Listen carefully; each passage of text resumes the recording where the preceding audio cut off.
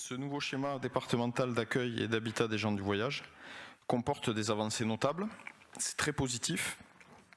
Nous l'approuvons puisqu'il permettra, à condition d'être mis en œuvre, d'améliorer les conditions de vie des gens du voyage et de faire respecter la loi, ce qui ne peut qu'aller dans le sens d'une meilleure cohésion sociale.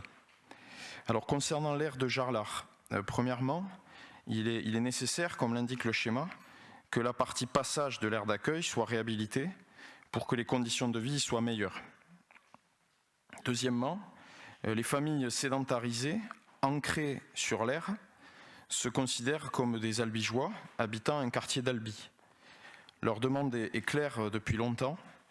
Ils souhaitent pouvoir s'installer sur des terrains familiaux.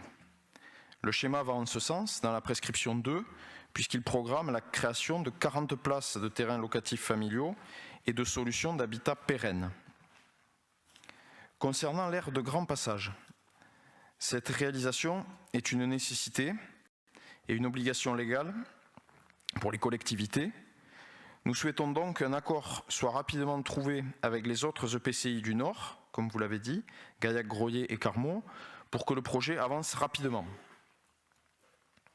Il nous semble que s'il est bon, bien sûr, que toutes les collectivités du département, au nord comme au sud, prennent leurs responsabilités, la mauvaise volonté des uns ne doit pas provoquer l'attentisme des autres.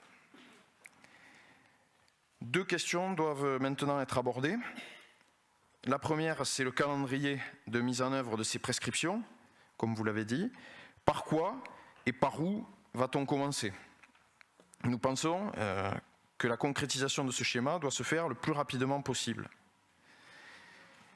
Également, le dialogue.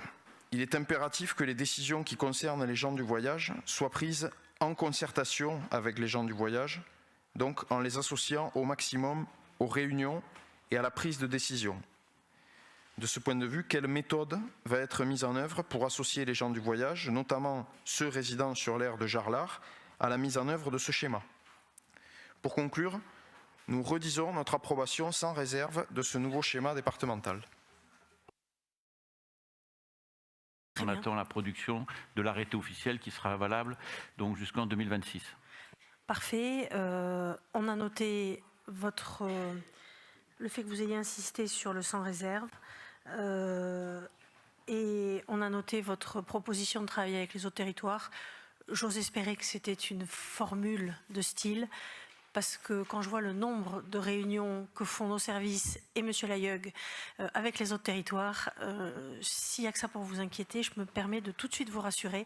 Le travail se fait de manière vraiment très concertée.